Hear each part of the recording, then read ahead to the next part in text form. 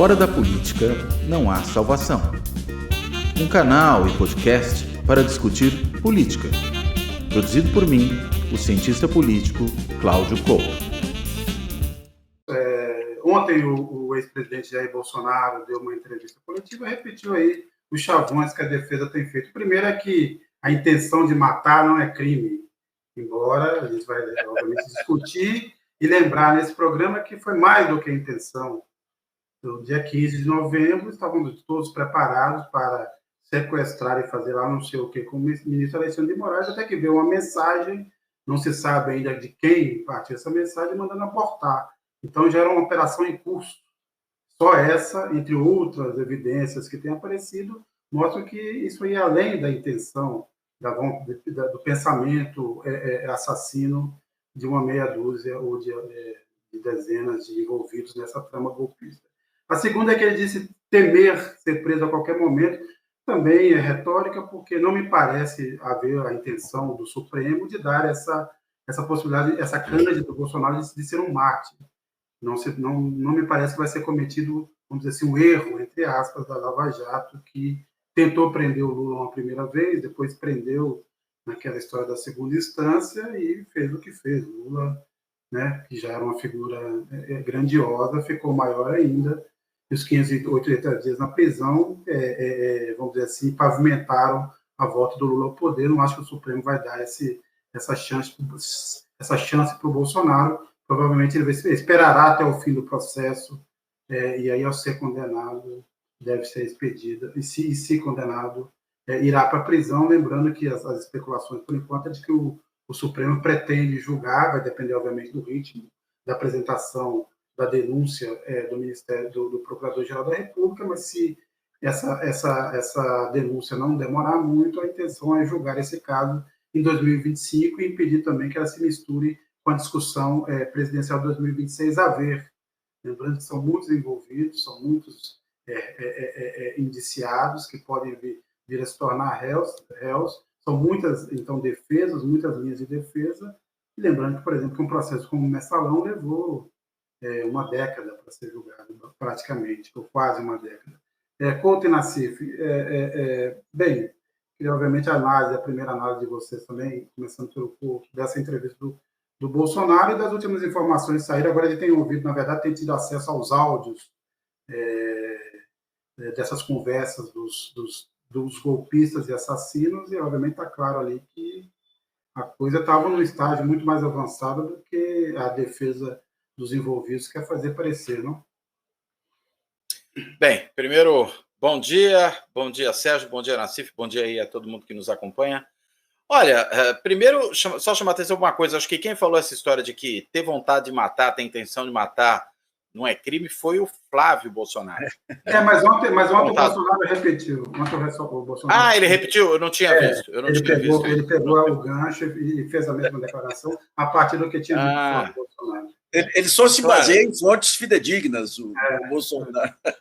Isso, é que ele consultou o filho advogado para ter um pouco mais de certeza sobre o que diria. Agora, tem uma outra coisa interessante que eu chamaria a atenção nessa fala dele, né, em que ele diz ali que tudo que ele fez, e ele tentou muitas coisas, estaria dentro das 4 linhas da Constituição. Olha, e ele adora essa expressão, né, meio ridícula, mas enfim, de qualquer maneira, ele falou isso por quê? Porque ele sabe que é evidente que tem aí todas as provas de que ele tentou alguma coisa de fato, né, e que as conversas todas remetidas a ele, fora todas as outras coisas que ele fez, né, ao longo dos 4 anos, no período anterior ali ao processo de eleição mesmo, enfim, tudo isso ia no sentido de não reconhecer o processo eleitoral, não reconhecer o eventual resultado das urnas, questionar o que viesse dali. Ele sabe que não tem muito como escapar disso. Então ele está tentando ali encontrar uma certa saída, que é, na realidade, dizer que coisas ele tentou, mas todas dentro da legalidade. Uma das coisas que ele disse que estava dentro da legalidade teria sido um estado de sítio, porque, afinal de contas, o estado de sítio está previsto na Constituição, é um mecanismo constitucional e, além disso, é um mecanismo que depende da aprovação do Congresso para ser efetivado. Agora, tem uma pergunta que tem que ser feita diante de uma afirmativa dessa natureza, que é a seguinte, né? Bem, mas qual é o sentido, naquele contexto que o Brasil vivia, de se discutir estado de sítio?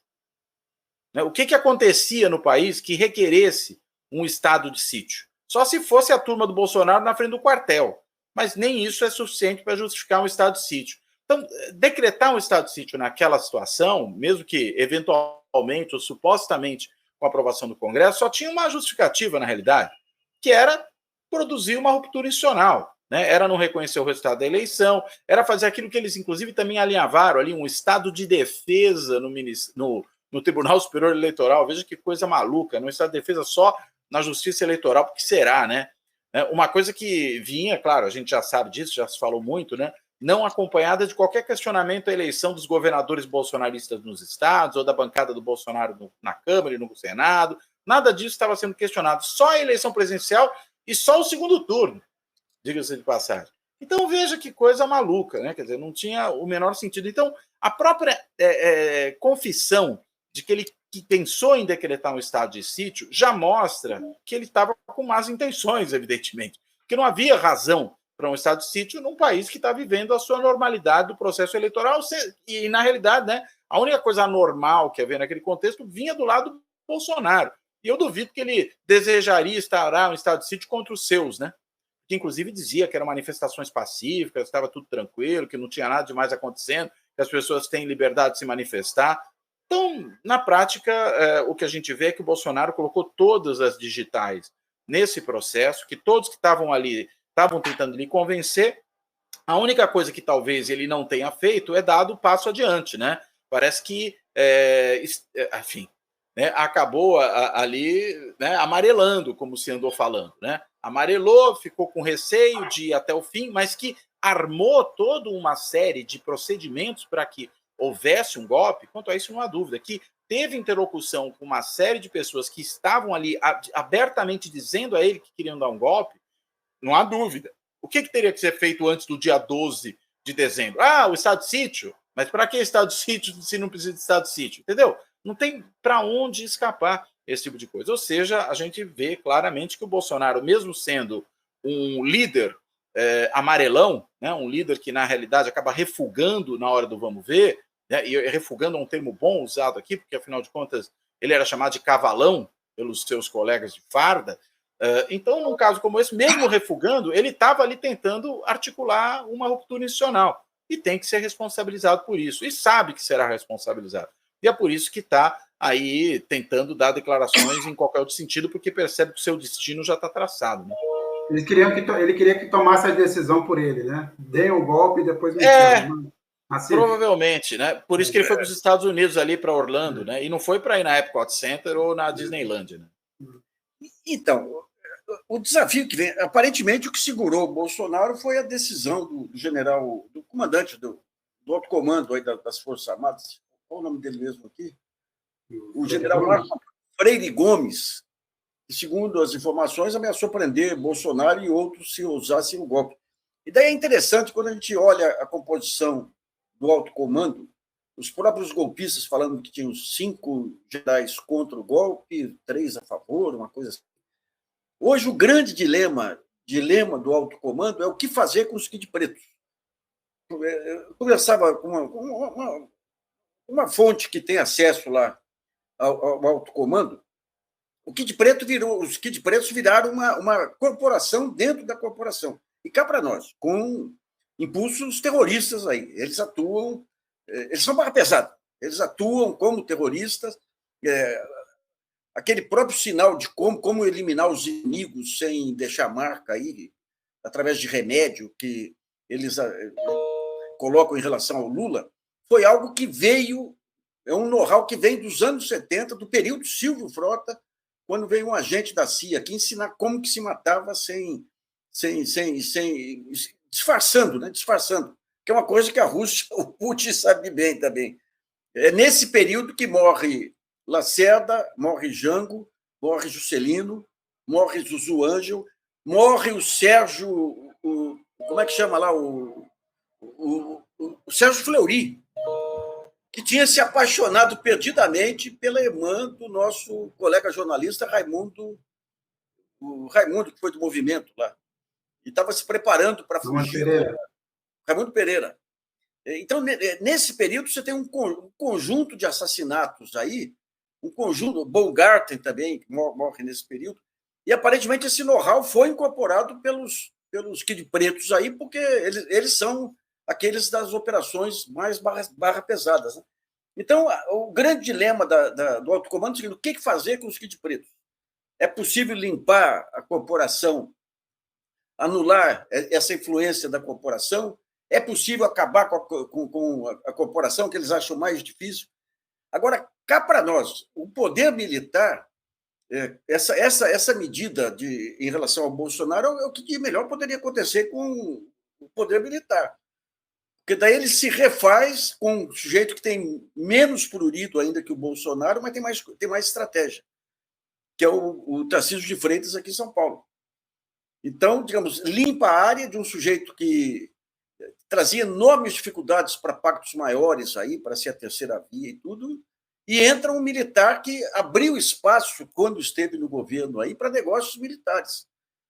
Que é um dos grandes fatores aí para alimentar, digamos, esse espírito golpista. Aí, de um lado, você teve milhares de pessoas aí que foram aquinhoadas aí com empregos, o pessoal de baixa patente com empregos aí em escolas militares, com empregos, lembra, até para colocar em dia negócio do Ministério da Saúde, ou Previdência, não lembro, foram convocados aí ganhando extras e tudo, e os negócios militares para alta patente. Eu estava vendo o Braga Neto, num determinado momento, pressionou o Paulo Guedes para que melhorasse a economia, que soltasse dinheiro para refazer obras que estavam paralisadas. Daí você fala, opa, tem aí um keynesiano no Exército? Não, eram obras ligadas à engenharia militar, a empresas ligadas à engenharia militar. Eu conto nesse meu livro aí um capítulo sobre o Tarcísio de Freitas no DENIT, a maneira como ele é colocado no DENIT, pela santa ingenuidade da Dilma, que achava que colocando militares no DENIT ia limpar a barra lá. Ele é indicado por um general e ele abre espaço para negócios de empreiteiras aí ligadas, e ONGs, contratação de pessoas de ONGs controladas por militares da reserva aí, sabe?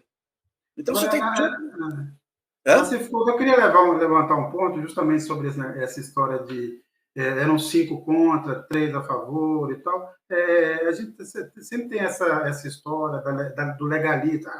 Então, os generais legalistas impediram o golpe. A minha pergunta é o seguinte: diante do que estava em curso, com tantos oficiais de alta patente envolvidos, não houve pelo menos o pecado da omissão?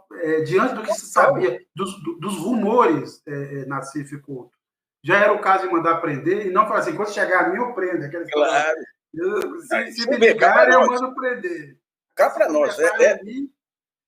O simples fato de ter aglomeração em porta de quartel esse período todo aí era um negócio ilegal. O que se depreende? Você tinha lá um grupo organizado, os legalistas eram figuras individuais internamente lá, e você tinha o poder da caneta do presidente da República e do ministro da Defesa. Né?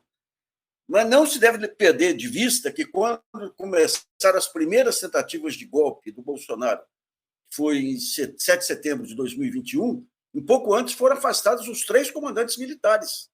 3 comandantes militares que não compactuavam e foram substituídos por outros 3, entre os quais o grande conspirador aí, o Almirante Gamier, o cara que não moveu uma palha quando a maior figura da Marinha foi preso e humilhado, que é o Almirante Otto, e não quis transferir o comando da Marinha na frente do presidente da República. Né? Então, nós tivemos 2 episódios, pelo menos, que mostram que havia resistência individual. Você tem toda a razão, individual contra o golpismo, mas não uma articulação que mostrasse força contra o golpismo. Não só isso, não um padrão de comportamento, né? Não havia ali seguir uma regra assim, eu sou comandante, eu sirvo a nação e a Constituição, e, portanto, diante de um risco à democracia, eu preciso agir. Isso não foi feito. Diferente, por exemplo, do que fizeram os militares nos Estados Unidos, né? Que logo o comando disse, né? Não venha Trump, que aqui não vai acontecer. Eu abro a sessão aqui só aeronáutica, mas a minha dúvida é se realmente, se não é o caso só do fato da aeronáutica ser irrelevante, portanto, não foi convidado assim, de uma forma tão incisiva para participar do golpe. Mas eu queria ouvir o Couto também sobre o legalismo das Forças Armadas. Não, esse legalismo é muito discutível, para dizer o mínimo, né? Agora, tinha muito militar ali que, mais do que propriamente ter apegado à legalidade, provavelmente fez um cálculo de que o risco era muito grande. Até o Bolsonaro, né, nessas certas confissões, né, que ele indiretamente faz, ele deu nessa última declaração um exemplo do que seria a reação dele se alguém fosse falar com ele sobre essa tentativa de golpe. Falasse, e o dia seguinte? Né? Como é que vai ser o dia seguinte? Como é que a gente vai fazer? Na realidade, o problema não é nem discutir essas consequências. Agora, que isso passou pela cabeça de certamente muitos militares, isso é fato, né?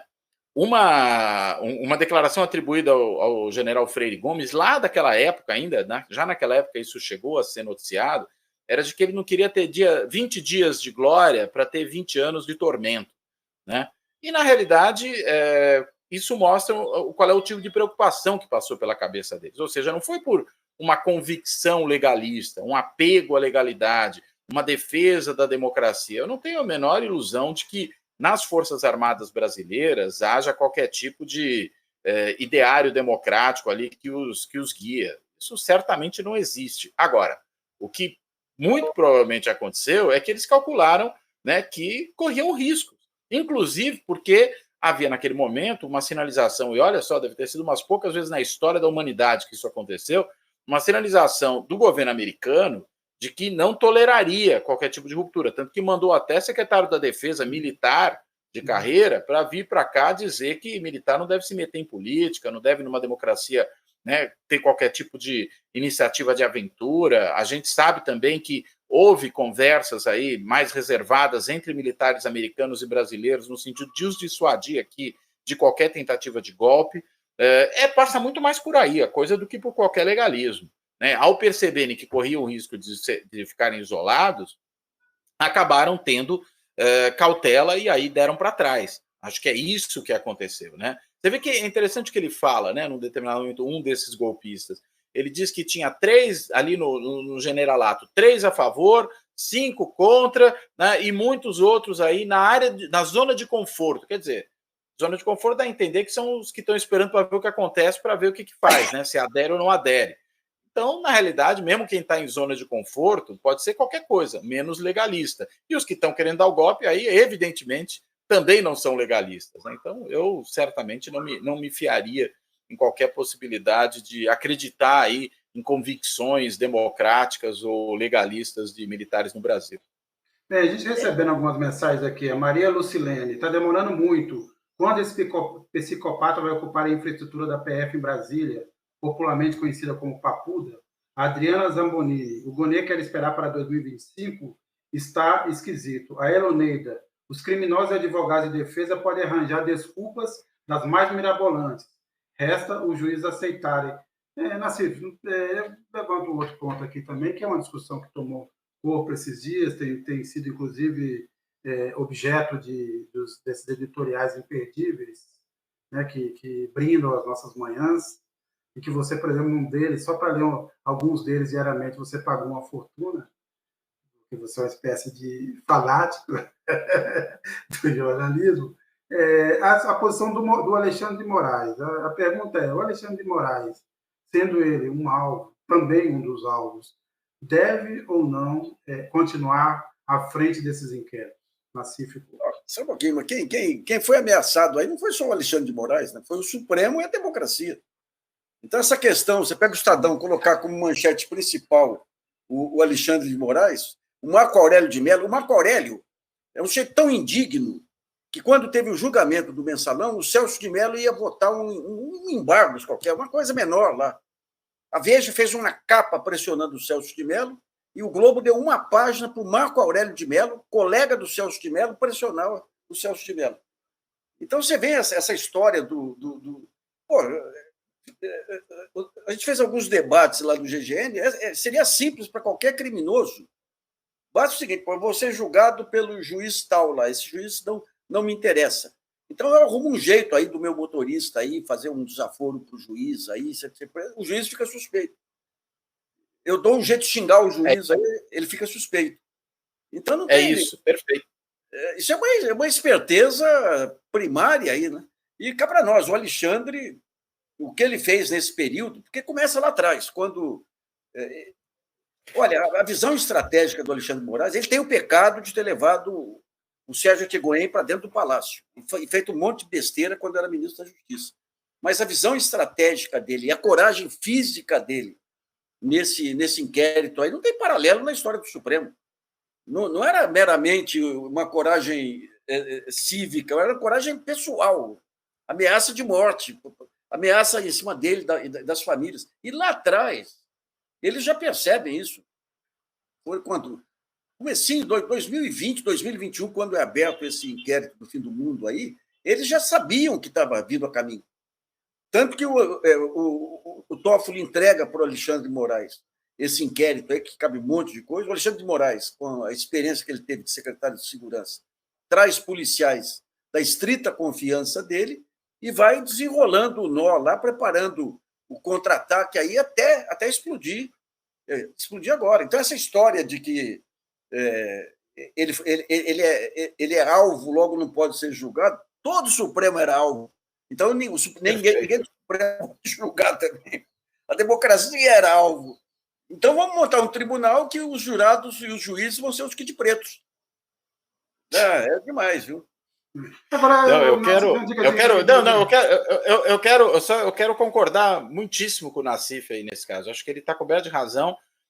Isso tem sido ali não só um estratagema, né, dos bolsonaristas para tentarem se livrar de qualquer responsabilidade com relação a essa questão, e aí estão querendo desqualificar o juiz, né, mas tem sido até dito, eu diria, de boa fé por certas figuras, aí, até do meio jurídico. Né? O que acho que muitos não estão notando é que, na realidade, é o seguinte: não só o alvo não é a pessoa física Alexandre de Moraes, isso é circunstancialmente. O alvo é a institucionalidade democrática. Não é só o Supremo Tribunal Federal, inclusive, é o Estado Democrático de Direito. E aí vamos fazer um exercício aqui mental. Imaginemos a seguinte situação: está lá o juiz que está incomodando essas figuras. O que eles fazem? Começam a querer ameaçar o juiz e fazem isso se saber, né, se fazer conhecido. Aí ele é substituído porque agora ele é alvo, ele não pode mais, né, cuidar do caso. Aí vem um outro juiz que também começa a conduzir o caso, né, de maneira rigorosa. Aí vira alvo também. Aí, peraí, então tira esse e põe um terceiro. Aí vem o terceiro e também começa a se conduzir com rigor. Aí ele também vira alvo. Aí tira ele, traz o... Até onde a gente vai com isso? Até sobrarem os dois do Bolsonaro? Né? Sobrar o Nunes Marques e o ex-ministro da Justiça lá, cara? Como é que chama ele? Ângelo? Não, como é que é mesmo? Não. Não é o Anderson Torres também. O Mendonça, o André Mendonça. Aliás, só rapidinho, só um parênteses. Um parênteses. O André, aparentemente, tem aí nessas gravações, nesse inquérito, a participação do André Mendonça em um desses cortes aí. Não sei em qual profundidade, mas vamos esperar, porque talvez o André Mendonça, esse sim, tem que se declarar suspeito, porque ele andou aí em uma dessas reuniões. Mas complete. Não, o ponto é, né? Então você, na realidade, se você começa a ameaçar todos os juízes do Supremo, não sobraria ninguém para julgar. É isso? Né? Ou seja, o ataque não é a pessoa física, isso é circunstancial. O ataque é a instituição do Supremo Tribunal Federal e a institucionalidade democrática do país. E, nesse caso, você não pode personalizar isso, porque senão você realmente cria uma situação que dá a oportunidade para essas pessoas de começarem a desqualificar todos os juízes. Até porque, veja, a história não começa com ameaças ao juiz. A história começa com ameaças à democracia, e aí o juiz começa a investigar, e por começar a investigar, ele se vira, ele é transformado em alvo. Né? Isso poderia ocorrer em qualquer outro processo. Né? Imaginemos que você tem ali um caso e está sendo conduzida a investigação sob a responsabilidade de um determinado magistrado, esse magistrado vira alvo dos investigados. Pronto, então tira ele e chama outro. Isso não tem o menor cabimento. Né? Isso é um equívoco profundo, mesmo quando cometido de boa fé, mas isso é um erro. E para alguns não é equívoco, para alguns é malandragem. Então, acho que a gente tem que afastar essa ideia e entender o que está acontecendo aqui. Não, fora isso, vamos lembrar também das especificidades do Supremo. Né? Lembrar, por exemplo, que o Joaquim Barbosa foi o juiz que conduziu o inquérito do Mensalão, foi o relator. Lembrando que também lá há um ministro revisor e a adesão do colegiado, mesmo com Teori Zavascki, o mesmo Claro. Cláudio Fachin. Em algum momento, eles foram os juízes de instrução e depois também foram os juízes relatores e julgaram no processo, mas um entre 11. Aliás, foi proposta a ideia da criação da figura do juiz de instrução no Brasil, e quem está sentado sobre ela é o Fux, até hoje. Né? Seria um bom avanço para... E o que Moraes está fazendo dessa maneira, atingir como juiz de instrução, né? Nesse caso. Se o Fux não tivesse sentado sobre isso e tivesse permitido que esse negócio avançasse, a gente teria, inclusive, já uma solução institucional mais clara para esse problema. É o que você está colocando, Sérgio. Perfeito. Agora, bem, a gente obviamente vai voltar nesse assunto aqui, acompanhar as últimas notícias, mas eu queria levantar um outro ponto aqui, que é essa guerra das carnes, né? Na Cificulto. O Carrefour, o CEO mundial do Carrefour disse que não vai mais comprar carne dos países do Mercosul, faz parte da pressão lá dos agricultores, até acredito até do governo francês, e aí você teve essa retaliação puxada pelos frigoríficos e com apoio do ministro da Agricultura. Já está faltando carne aqui nos supermercados da rede Carrefour no Brasil. O CEO brasileiro do Carrefour já disse que não tem nada a ver não concorda com essa opinião do presidente mundial, que está prejudicando as vendas, mas na Cificulto, o primeiro ponto para mim é o seguinte, eu queria levantar o seguinte: na verdade, a França está fazendo um enorme favor para o Brasil ao afundar esse acordo com o Mercosul. Ele mesmo com os avanços que o Brasil conseguiu em termos, por exemplo, de compras governamentais, continua sendo um acordo muito ruim, porque feito em igualdade de blocos totalmente desiguais, União Europeia e Mercosul. E segundo, porque quem apoia isso ainda vive um fetiche, porque a ideia de blocos comerciais desse tipo era uma ideia do fim dos anos 90 e início dos anos 2000, já era. Quem é que está negociando bloco comercial? Hoje você fala em outro tipo de blocos, como os BRICS e tal, outro tipo de associação. Mas essa ideia de um bloco X negociar um acordo comercial amplo com o bloco Y já foi enterrado faz tempo. Eu queria ouvir o Nassif sobre essa guerra. A França ela tem o poder da agricultura francesa é totalmente desproporcional ao peso que ele tem na economia. Eu lembro, alguns anos atrás, uns 20 anos atrás, eu fui mediar uma mesa que tinha como expositor um francês, que eu esqueci o nome agora, que tinha assumido a direção da Organização Mundial do Comércio. E ele começou a questionar os subsídios brasileiros, que era a agricultura, que era no crédito aí. Eu falei, mas vocês têm na França negócio? Ele falou, não, na França, o que nós fazemos? Nós recompensamos os agricultores pelo trabalho que eles fazem de preservação do meio ambiente. Isso é uma cara de pau sem tamanho, né? Mas esse acordo do Mercosul, da maneira como foi colocado, o único ganho brasileiro seria em algo que o Brasil já é competitivo, que seria o agronegócio, e com pouco peso, né? Parece que a França consome 3% da carne brasileira. E você iria abrir, como você lembrou, até as licitações de obras públicas brasileiras para empreiteiras francesas, né? Agora, vem num momento delicado para a União Europeia, que você tem uma crise.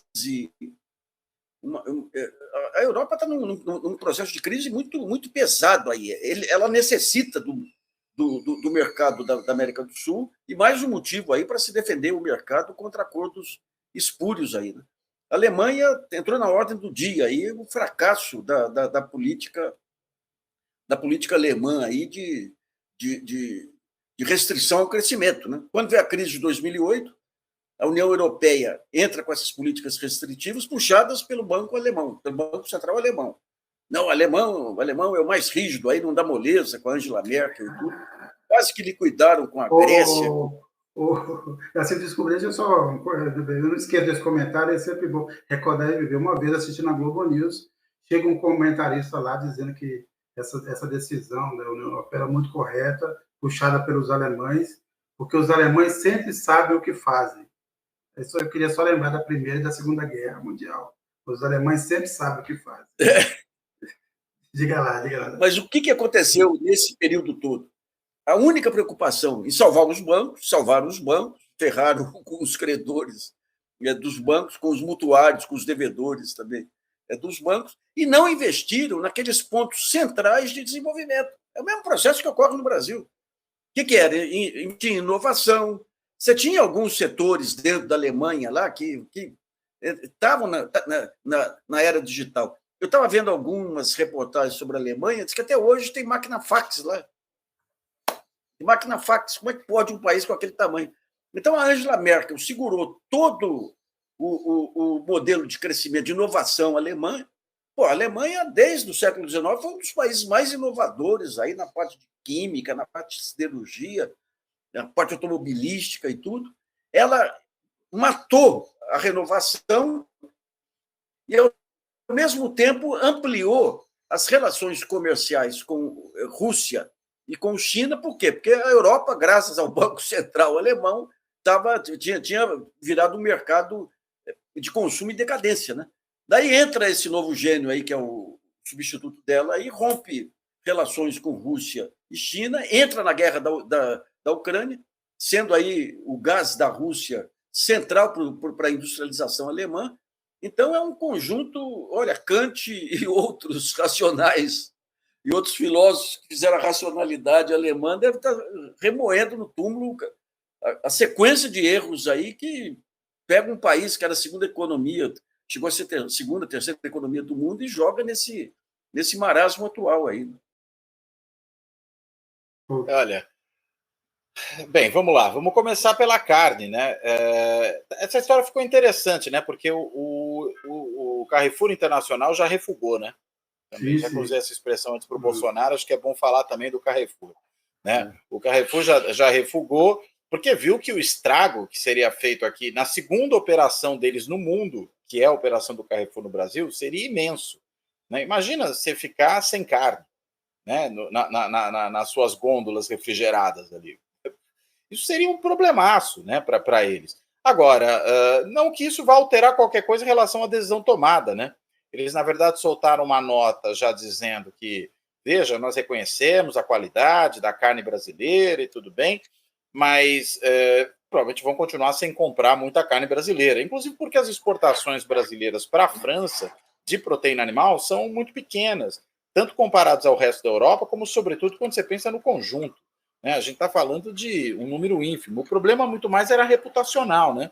O que esse tipo de declaração por parte, né, do presidente do Carrefour, o que ele produzia, né, para o país. Agora, de fato, você joga mais areia, né, na engrenagem aí de qualquer tentativa, né, de possibilitar um acordo entre Mercosul e a União Europeia. Né? Se já estava difícil antes e estava difícil, sobretudo por causa da França, fica ainda mais difícil agora, né, depois desse episódio, que só mostra, né, o alinhamento. Sendo que a própria ministra francesa ali dessa área de agricultura já tinha, inclusive, feito uma publicação na mesma linha do que foi a declaração do CEO do Carrefour. Então, na verdade, eu acho que só tá você. Meu mundo caiu, você pode cantar, diga. Muito bem. Não, era isso. Te devolvo a palavra agora. Não, então, eu só acrescentar só alguns pontos. Primeiro, a Europa, eu acho que já disse aqui em outros programas, o grande problema da Europa hoje, o grande impasse da Europa é que ela deixou de ser, vamos dizer assim, o epicentro da disputa entre o Ocidente e o Oriente. Quando teve a União Soviética, a cortina da fumaça, a cortina de ferro, manter a disputa na Europa, então a social-democracia para fazer frente ao avanço socialista, bolchevique, e tudo era voltado. Agora o eixo mudou para outro lugar, a Europa então, tem que lidar com essa irrelevância para os Estados Unidos e, portanto, tem que repensar. E o Trump deve provocar ainda um novo choque de realidade, porque se ele realmente agir para acabar com a guerra da Ucrânia nos termos que ele está falando, aceitando os princípios da Rússia, será um banho de água fria na Europa. E segundo, o Mário Draghi ofereceu uma solução para a Europa, mas a Europa, que foi o berço do keynesianismo, também está recusando. O Mário Draghi deu uma ideia, a Europa precisa de 800 bilhões de investimentos anuais dos Estados membros em inovação, tecnologia e avanços industriais e tecnológicos se quiser fazer face ao mundo. Porque hoje você olha nenhuma grande Big Tech, nenhuma grande empresa de plataforma digital, nenhuma dessas empresas são europeias, ou são americanas, ou são chinesas, está ficando para trás. Esse é o drama deles. Esse é o drama. E aí, essa reclamação dos agricultores não são só os agricultores franceses, não. Tá? São os belgas, são também os alemães, e outras, os espanhóis, gente que tem grandes estruturas agrícolas, são contra esse acordo. E, por fim, só um registro sobre a Alemanha, é que a Alemanha, ao longo desse tempo, foi o único país que conseguiu passar, até porque dar as cartas da União Europeia, passava incólume da crise. E agora não, assim está sentindo. O peso dessa crise da Alemanha é grande. E qual é o resultado, infelizmente, no horizonte? Uma eleição da extrema-direita também na Alemanha. Né? O risco grande de acontecer. Esse fim da guerra com a Ucrânia aí é a única esperança desse renascimento da Alemanha e da Europa. Né? Porque se continua a guerra, o Trump já declarou que não vai, que os Estados Unidos não vão mais bancar a OTAN. Isso significa que já teve alguns sinais aí que a Alemanha teria que começar a investir em armamento bélico, ou seja, ampliando o risco aí de uma extensão da guerra e desviando recursos de área tecnológica. Então, digamos, a paz com a Ucrânia, essa loucura, né? Os caras fazem uma loucura. Essa marcha da insensatez, que já foi analisada em outros momentos da história, aí na Primeira Guerra, na Segunda Guerra, se repete agora, né? Em parte por conta desse avanço da ultradireita, que exige você identificar inimigos aí para poder tentar recuperar terreno junto ao seu público interno, mas é um período terrível aí para o mundo, né? E o Brasil é um reflexo, né? A única sorte nossa aqui é que o chefe dessa gangue toda era o Bolsonaro, aí seu conhecido. Aliás, eu queria também levantar esse ponto, vou até passar a bola para o Couto, que eu acabei de ver aqui que lembraram aqui que o Bolsonaro também foi recusado nos quides pretos, me deixaram para trás. Aí minha pergunta, eu até agora me impressiono, Cláudio Couto, como é que teve gente nas Forças Armadas dispostas a bancar um sujeito? Primeiro, foi expulso do Exército por ato terrorista. E segundo, levou pau em um monte de intenção, é um despreparado. O cara não conseguiu nem entrar numa organização como os Kids Pretos. E aí, um monte de general e outros oficiais querendo dar um golpe para entregar o poder para esse sujeito. Eu queria entender isso psicologicamente até. Mas eu acho que o golpe ali, algo que a gente levantou no primeiro dia, quando começaram as primeiras informações sobre o documento aí do golpe, que do ponto de vista do Braga Neto, o que eles queriam era um conselho militar, aí, tipo aquele que ocorreu no AI-5, aí, com os 3 ministros militares. E quando foram consultar o Bolsonaro pediu para incluir no manifesto aí a convocação de eleições, que seria a única maneira dele se manter no poder. O Braga Neto tentou desmentir, mas eu acho que tinha um quadro claro de intervenção militar aí, de dar um pé no traseiro do Bolsonaro, ele ficar como o garoto propaganda aí, já que o bolsonarismo continua, mas eu acho que era uma junta militar que estava sendo preparada. E com o Heleno à frente lá. O que não daria coisa melhor, né? Que coisa, né? Eu estava vendo aqui, alguém me passou a informação que o Heleno, com 28 anos, ainda era capitão. Isso aí, em termos de força armada, capitão, você fica com 23, 24 anos aí, que você consegue. Ou seja, se você não consegue mais, desiste da carreira, porque você não tem potencial, né? Mas ele é insistente. Agora, você imagina um governo com... que o Heleno seria o... Como é que chama aquele personagem espanhol lá que coloca um morto lá em cima do cavalo, lá para... Cid Campeador. O El Cid. Mas o El Cid fez mais pela Espanha, pela ideia da unificação espanhola, do que o general Heleno poderia fazer, né? Então vamos pegar um personagem melhor. O Cid morto valia mais do que o Heleno vivo. Né? Não, mas vamos pegar então aquele tio lá que a sobrinha leva morto até o banco para retirar dinheiro lá. É o Braga Neto que é o cabeça, é o Braga Neto que é o articulador. E você vê, ele estimula num certo momento para que as redes aí ataquem os generais que estavam resistentes aí ao golpe, né? Ele é o cara, efetivamente. Ele é aquele maluco lá do general da reserva lá. Mas o gozado é quando você pega os argumentos do Bolsonaro, como é que vão achar que vai ter golpe com o general da reserva? Isso mostra a falta de competência estratégica deles. Aí, deixar nas mãos de um general da reserva maluco lá a montagem de tudo isso aí. Não, eu acho que é isso mesmo, né? Agora, não estão me vendo aí? Eu tô. O Nassif é que não está me vendo por alguma razão, mas enfim. Olha, o que eu acredito é o seguinte, por que foram de Bolsonaro, né? Porque não tinham nada melhor para pôr no lugar, né? Porque eles precisavam de alguém que, de alguma forma, ganhasse a eleição presidencial, né? E nenhum dentre os seus tinha essa possibilidade naquele contexto, né? O Bolsonaro é que se tornou o fenômeno eleitoral, né? O mito, como os seus amantes aí gostam de denominá-lo, né? Porque, afinal de contas, é o sujeito que sempre teve um comportamento tão fora da caixinha que era percebido aí por esses seguidores como mito, né? Era mito por quê? Por algo muito fantástico que tenha realizado ao longo de seus 28 anos de trajetória parlamentar? Claro que não, né? Porque não fez nada de relevante. Mas porque era o sujeito que, durante esses 28 anos, sempre causava ruído em função dos absurdos que dizia. E, por conta disso, se consagrou como uma espécie de político outsider sem ser outsider de verdade, né? Bolsonaro sempre foi um marginal, mas nunca foi um outsider, né? Nunca teve ali uma posição central dentro da classe política, mas um cara com 28 anos de carreira e toda filharada na política profissional não pode ser chamado de outsider, vamos desculpar.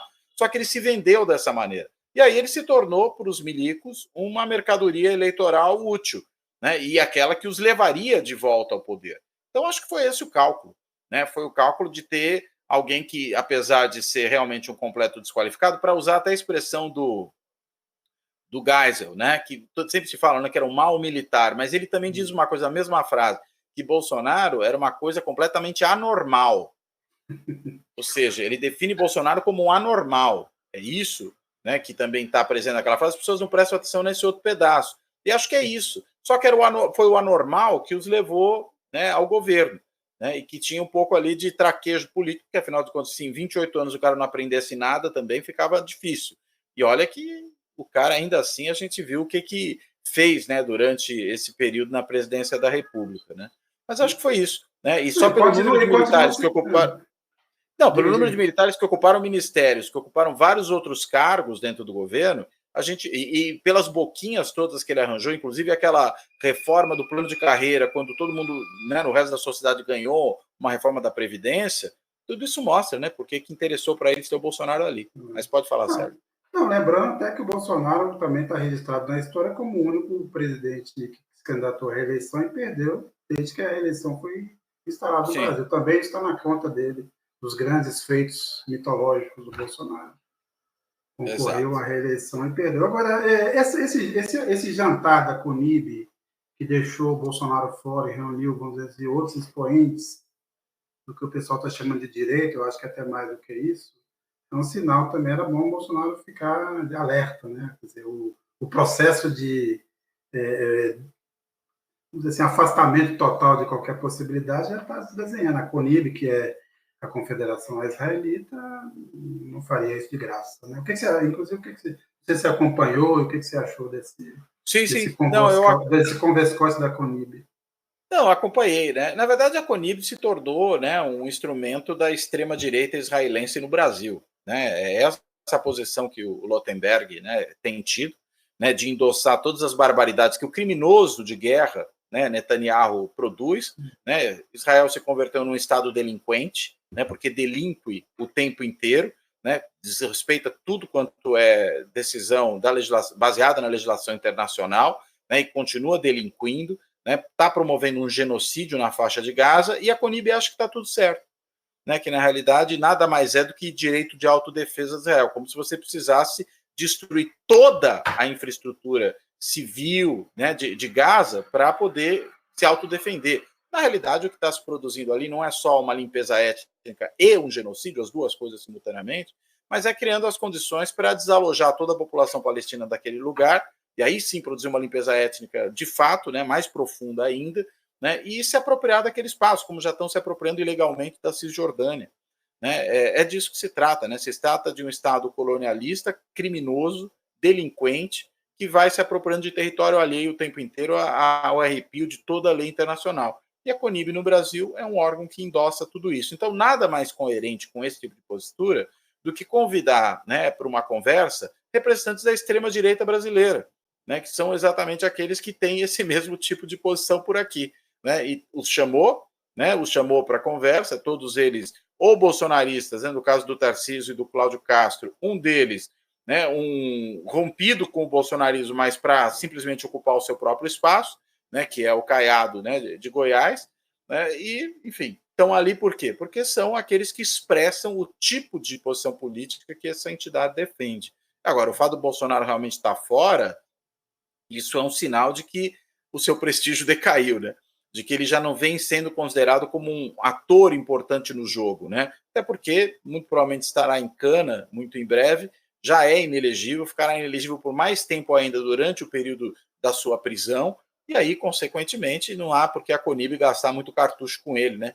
Mas, nesse sentido, ela já começar a colocar aí as suas fichas em outros lugares que podem lhe render um pouco mais de benefício.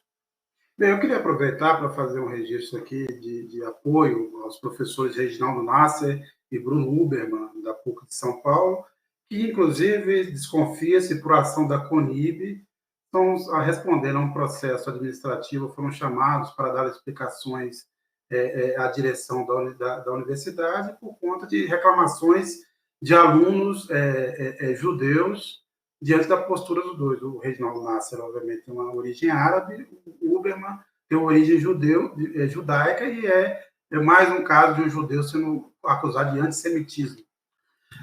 E o engraçado é que eles não expressaram suas opiniões em salas de aula, né, em nenhum momento vinculado à universidade.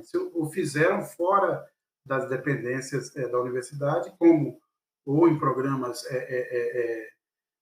de mídia ou em eventos fora, com pessoas físicas, né, não como falando em nome da universidade, agora estão sendo obrigados a responder, a dar explicações, o que faz parte dessa pressão que tem sido feita pela CONIB, que é isso, qualquer declaração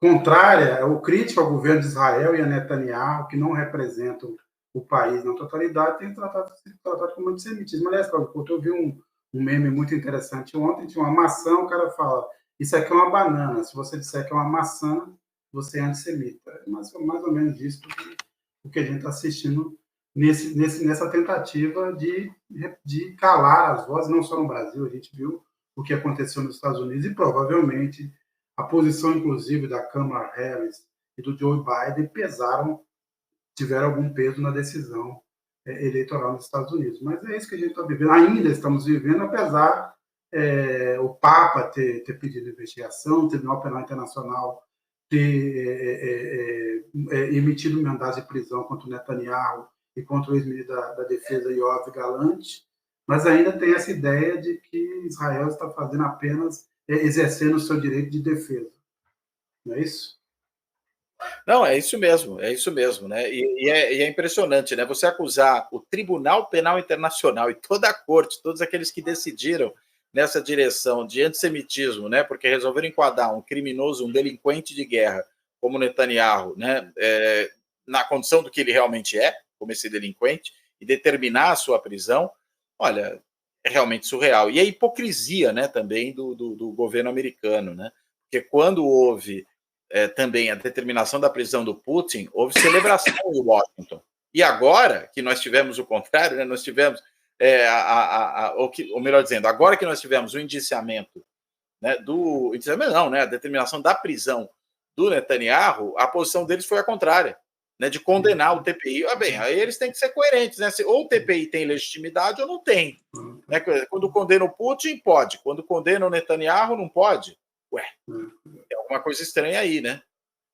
Não, sim, sim. Eu queria também citar aqui, o The Guardian fez uma reportagem recente mostrando que nos últimos 10 anos Israel, com seus serviços de inteligência e seus plantadores de notícias, fizeram uma campanha, inclusive de monitoramento e investigação do juízo do Tribunal Penal Internacional, em busca de Nenhuma ouros e tal. Né? É assim. Qualquer semelhança com os bolsonaristas aqui não é mera coincidência. Não é melhor coincidência. Não é melhor coincidência. Bem, o Nassif aí teve um problema final, saiu mais cedo, mas estamos aqui. Cláudio Couto, se tiver alguma consideração final, faça antes que a gente prossiga para o encerramento Não, desse programa. a consideração final era só no sentido de mostrar o quanto a extrema-direita se parece em vários lugares ao redor do mundo, né?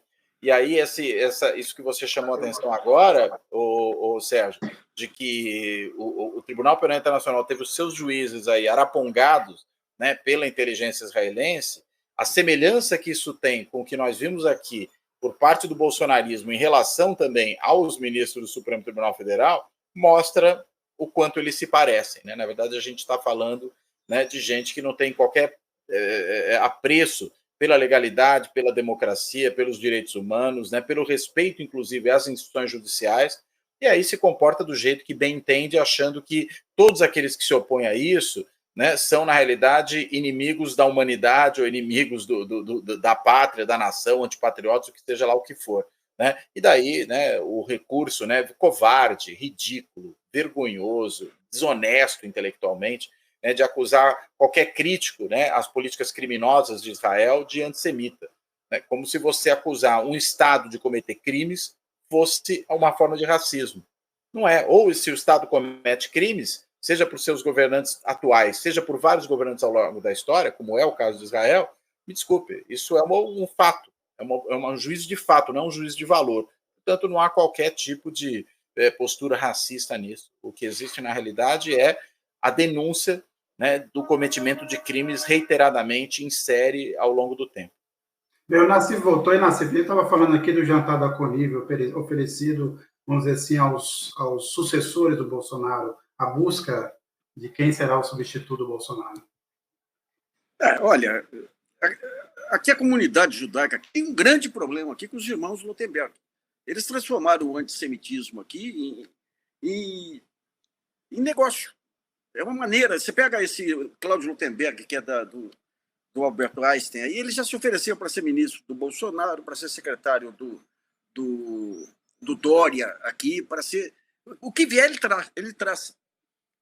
O irmão, a mesma coisa. O irmão ele faz parte aí de um comitê latino-americano de antissemitismo, e eles estão ampliando o antissemitismo. Por quê? Porque estão endossando, eles endossam os crimes cometidos pelo Netanyahu. À medida em que qualquer crítica, tentaram já expulsar 5 alunos da USP.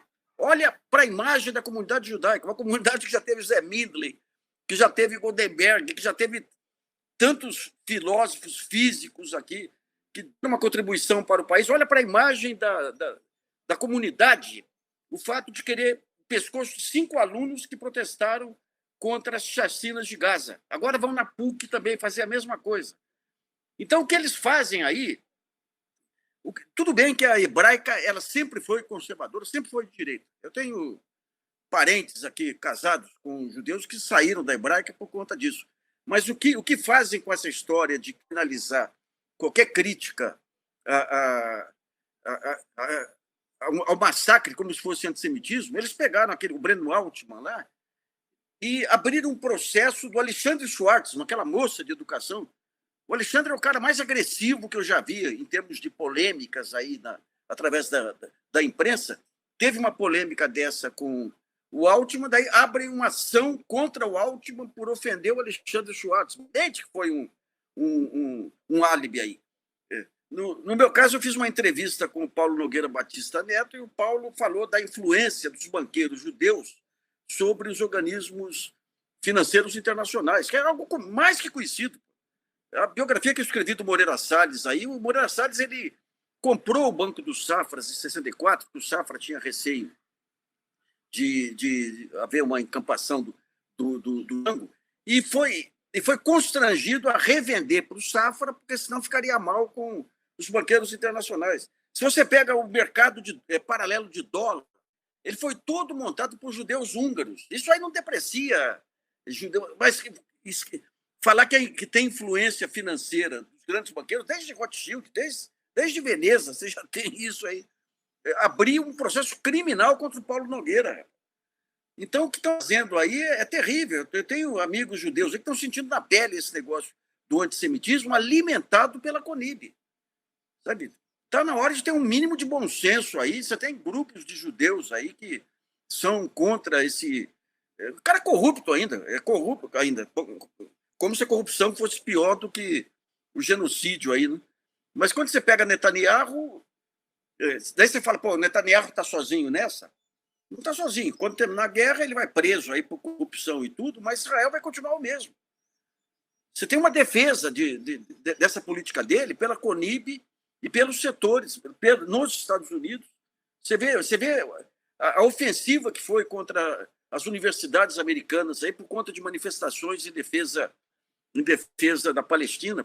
Você pega o caso da torcida de Israel lá na Holanda, que andaram depredando, invadindo vários lugares. Aí, quando a torcida holandesa rebate antissemitismo na Holanda. Não dá. Eles acabaram com toda a reserva moral que tinha os judeus por conta do genocídio, acabaram com essa reserva moral. E transformaram os judeus, inclusive aqueles que não têm nada a ver com isso, aí, que são contra esse morticínio aí, todos têm a marca aí do genocídio na testa, sabe? É um horror isso aí, é um horror. Bem, vamos continuar acompanhando aqui, cada um nos seus canais, nos seus trabalhos, nas suas reflexões, desenrolar aí do processo da investigação. Ainda não, na verdade, a Polícia Federal já entregou o relatório, o Alexandre de Moraes está ali nos finalmente para primeiro enviar todo o material para a Procuradoria-Geral da República e depois a saber se ele vai liberar na íntegra o inquérito da Polícia Federal. Está vazando ali. Hoje apareceram muitos áudios, né? Vamos ver o desenrolar, e agora a bola vai passar para a mão do Paulo Gonet Branco, que tem aí outros 2 inquéritos na mão também para decidir. Vamos ver como é que vai encaminhar esse processo. Será uma única denúncia, serão denúncias separadas, a ver. Mas o Bolsonaro pode ficar descansado, que eu acho que ele não vai ser preso tão cedo, não, só será preso depois de transitado em julgado esse processo. Me parece, inclusive, uma determinação do Alexandre de Moraes e do Supremo em relação a esse processo, para não ficar nenhuma margem de dúvida ou de desconfiança em relação ao processo. Nassif Couto, então até a próxima, até semana que vem. Novembro já se foi, Natal está chegando, não esqueci os presentes de vocês, tá? O livro para o Nassif, o livro do Rotenberg, para você. Eu posso passar uma dica? Eu posso passar uma dica? Passa. Uma dica rapidinho. A minha imagem sumiu, que não aparecia nem a porrete aqui. Eu fui ver o que estava acontecendo. Eu tenho um celular do lado e, por alguma razão, foi do computador para o celular. Então, quando estiverem na transmissão, tirem o Wi-Fi do celular, porque senão dá esse bode todo aí que eu não estava entendendo nada. Né? Isso é coisa da CONIB. É isso aí, minha gente. Até a próxima. Couto, Nassif, até mais. Até mais, gente. Carta Capital realiza nesta 29 de novembro, em São Paulo, a última rodada de um ciclo de debates para discutir o futuro do Brasil. É a chance de acompanhar de perto o encontro entre representantes do governo, do setor privado e da sociedade civil, todos juntos para debater o futuro do trabalho e as reformas, grandes ou pequenas, que precisamos para um novo pacto de desenvolvimento, justo e duradouro. Você pode acompanhar tudo ao vivo no canal de Carta Capital no YouTube e em nossas redes sociais. E não perca a cobertura em tempo real no site da Carta. Para mais informações, visite cartacapital.com.br/projeto de Brasil.